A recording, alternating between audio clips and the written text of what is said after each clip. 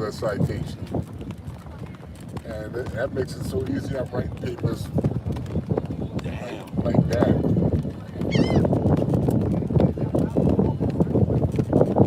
So once you get it down back like that, that's taking the damn excitement out of it.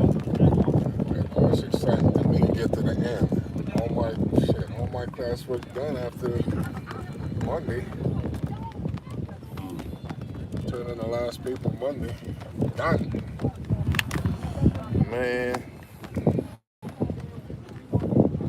Now we had trouble with one teacher. Unfortunately, I had him twice.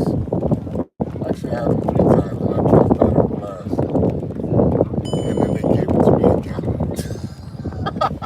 But I retook the class later on. I was like, mother. There was no ducking. I had to go in. I was like, at that point, I was like, F it. I don't care if I get a damn B. It's not like somebody else paying for it and they require C's up or above. I just need to pass the class. That's the same teacher I told you I think I ended up with a C in the class. And then a month later he wrote me back and said, oh, resubmit this paper. I'm gonna tell you what happened. It was when we was out doing the FEMA run, right? I just wrote him and said, hey, this paper might be a little bit not my usual work because I'm out doing FEMA work. That was enough to get you a D. Yeah, exactly. He said, so he said, oh well, it wasn't your best work. He was a total ass. You could have told him it was the best you ever did. I could have never said anything to him and turned it in. He probably would have gave me an A. Yeah. But because I said, oh, this is not my best work, it's a little bit short this week. Understand, I've been out in the field. Blah, blah, blah. You brought attention to yourself. Yeah, that motherfucker said, you're right, it wasn't your best work. Made him read it. They done spotted us. They done spotted us, so you know they want to come up. They probably was wondering where we was at. No, they thought we was on the boat. We was coming out.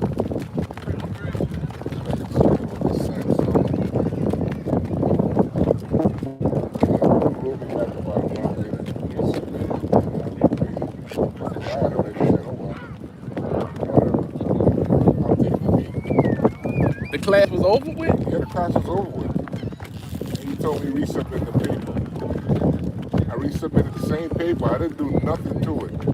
He gave me an A, and I just kept it rolling.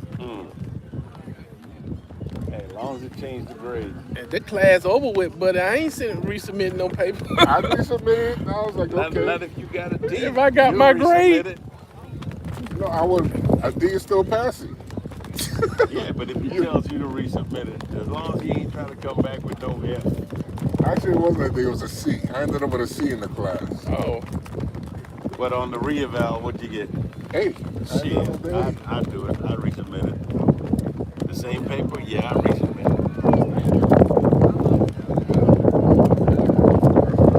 It wouldn't hurt me to resubmit it. I don't know if he was asking me to rewrite it, resubmit it. I just did the same exact paper. Resubmitted it. Boom, I had an A, that's it. Boy, that's why I'm done with that college stuff, boy.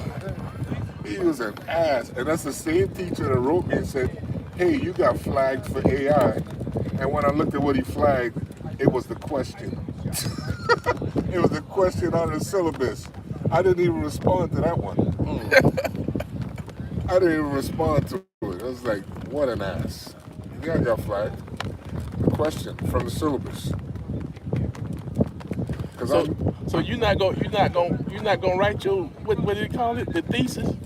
Oh hell yeah, I'm gonna write it. But I'm gonna tell you, it ain't gonna be no sense of urgency because. But I mess with that AI, man. I'm happy with the. Oh no, I'm not gonna use. Yeah, I'm gonna use Chat GTP the same way I've been using it.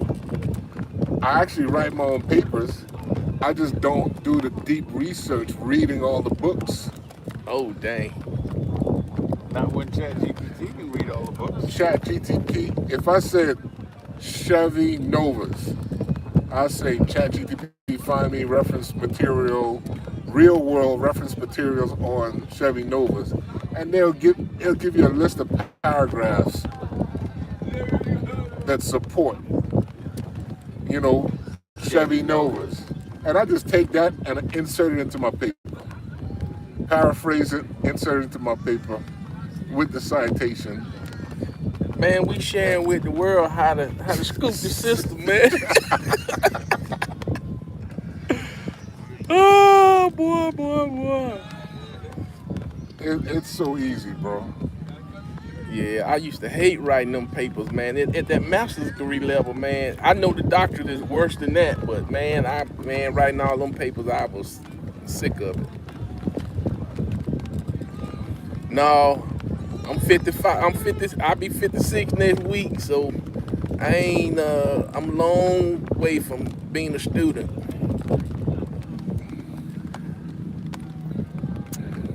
Hey, the capstone for my master's was even easier. It was literally take the final paper from each class and give them a heading, chapter 1, 2, 3 through 12, and put them together and submit it. And that was your capstone, what they call a capstone paper. I was like, ooh, that's done with that.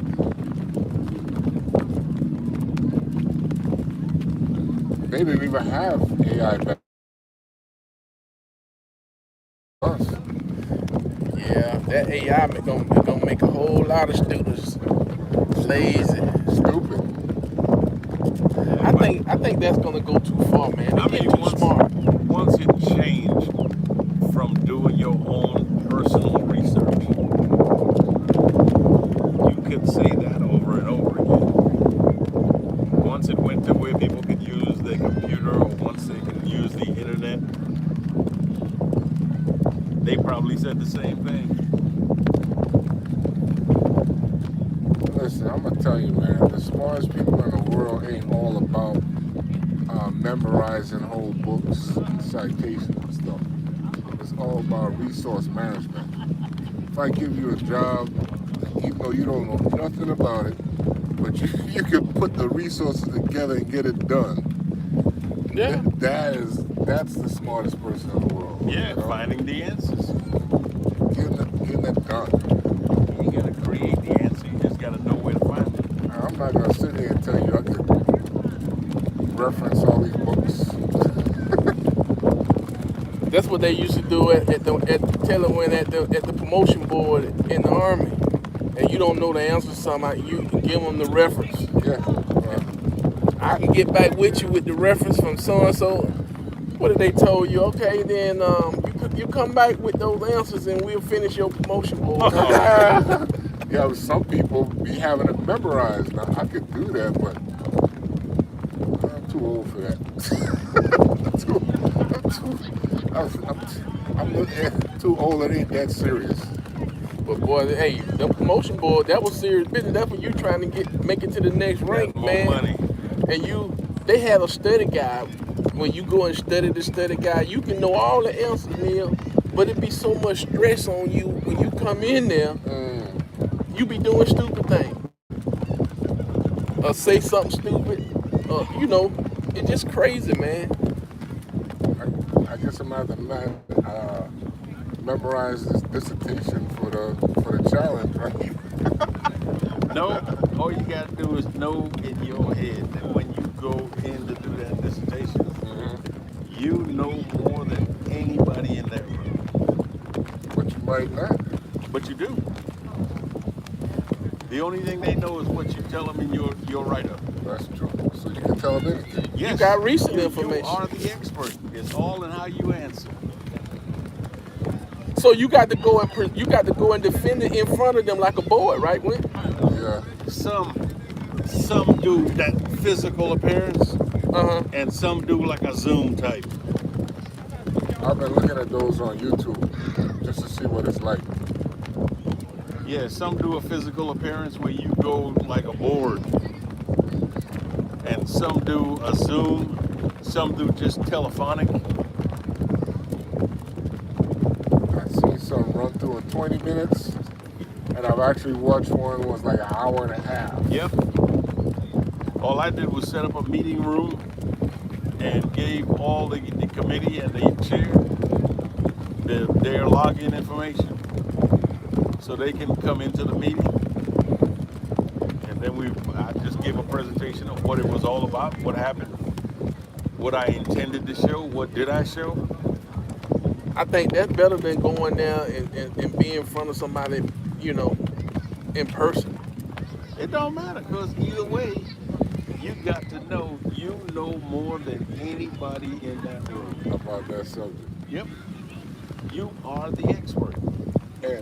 And I see where they made them specific as hell. The title is long, like a paragraph. Yep. It's like, so it's very specific to, I mean, some subject, you know? Yeah. And so you might know about Chevy Novas, but I know about Chevy Novas with chrome hubcaps. You can't tell me nothing about the hubcaps, you know? Real specific. That's what it is, because by the time you get to where you're going to do your defense of your dissertation, you should have your elevator speech down pat. And that elevator speech is something that lasts no more than 3 minutes. But it tells you everything about what I just did. And I see some of them too with like 30, 40 people on the Zoom call. Oh yeah, they be in there. 30, 40 people. They be in there. The only thing that kills you is if you have them hold questions, and then at the end they start troubleshooting. It's like, God damn, man, why? One dude had his whole family on the Zoom call. My baby's a doctor. So when I asked my committee if they had any questions or anything I needed to clarify for them, my committee was good. A couple of them had, one question or whatever, or one clarification, something real simple. Then Walker started asking. Oh boy. I guess Walker wanted to show he knew just as much as me. I was about to say, I know he had something to say about something. But it didn't matter, because even though he helped me get it all written up, I still knew more than him because I did all the research. There's a whole bunch of stuff I didn't put in there. I don't like that when jokers start asking you questions, because then they could mess around and trip you up. You know what I'm saying? No, it was already, at that point, it was a done deal. But in asking the questions, he might think he's asking a simple question that you can easily answer. But, it's like I told him, why you ask a question? Just in case what happened if I froze up? Yep. You know what I'm saying? That's like Souffle, what I always tell you.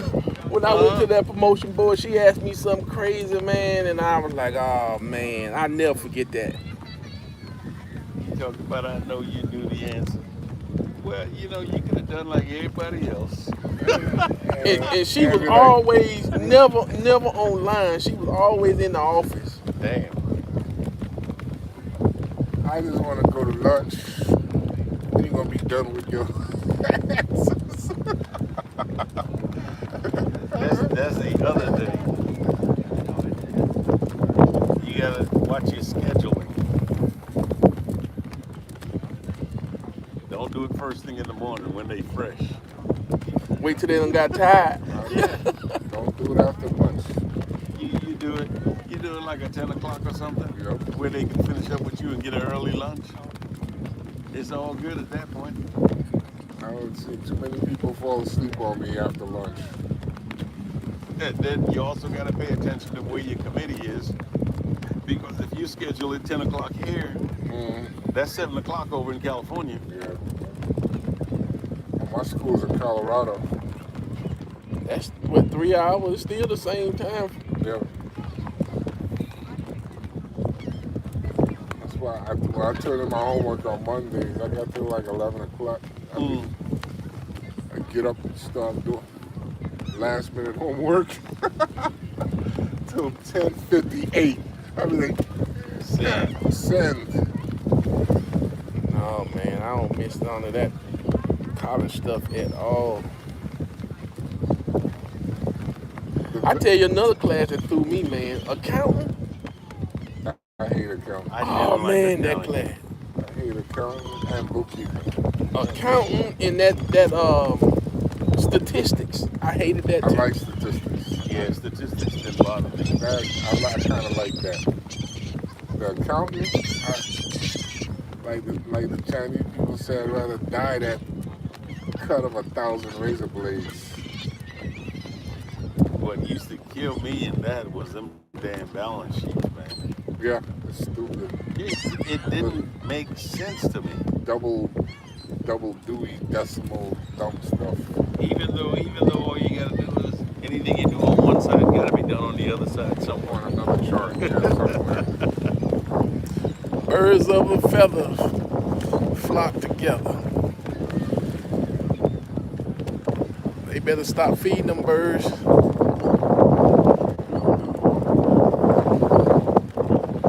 mess around and get attacked. Ain't like they can run away from here.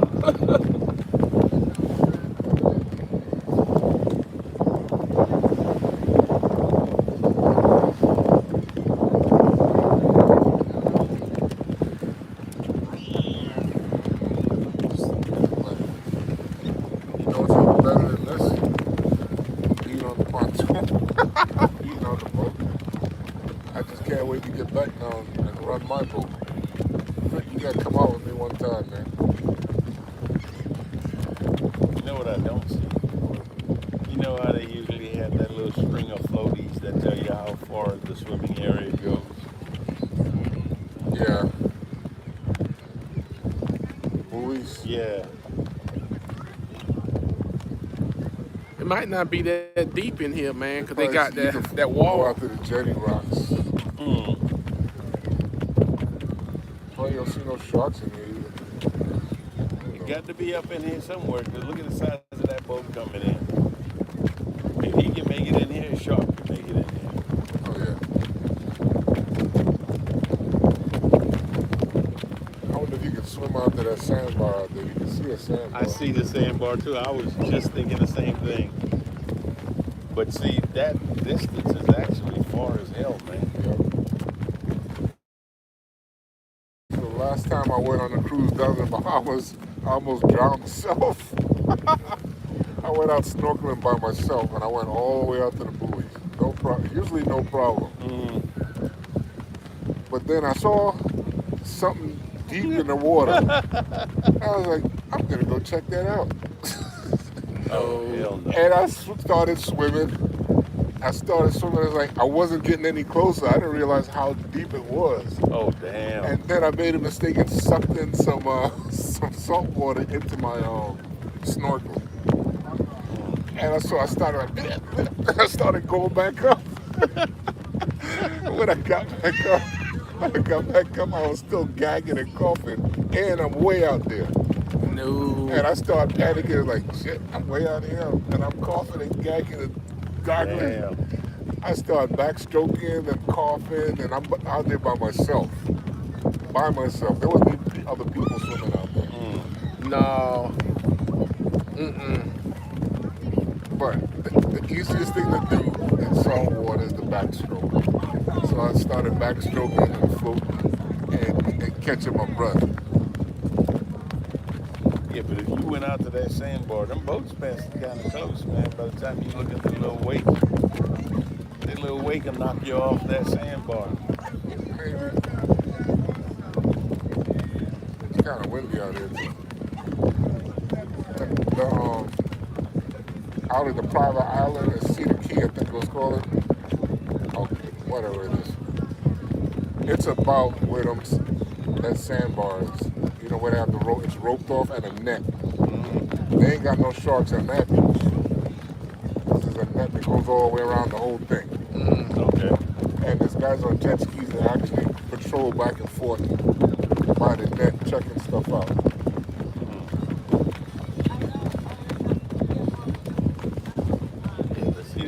patrol past and the shark see them go by, and the three of them say, let's go, let's go, let's go. Run in behind them. I was like, what is that? Because the water it was real calm and real clear. I'm gonna swim down and see. I could not even get close to whatever that thing was. It was coral and stuff down there. And the water's so salty down there, it keeps you afloat. It's real hard to get down deep. The boatman came back.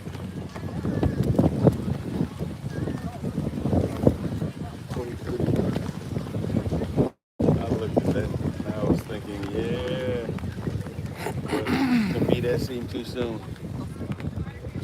Maybe the next boat. That got to be an awesome job. Just drive from over there to here. No, awesome job would be to drive that Chick-fil-A boat. Because he ain't left since we've been here. Awesome job would be walking up and down selling suntan lotion.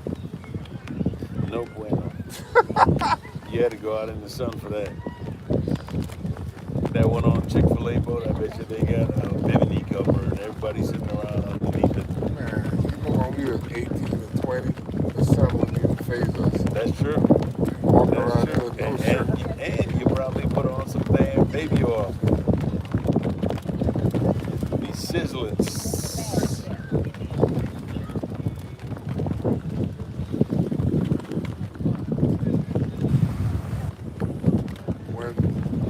When the red highlights and stuff in your hair became a fashion thing.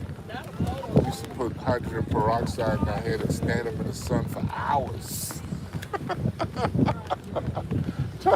Trying to get the top of your high top fade to become reddish. Well, the goal was to get it to go blonde, but it never got that far. It would just turn red. Everybody's hair would be red and gold. Burned up.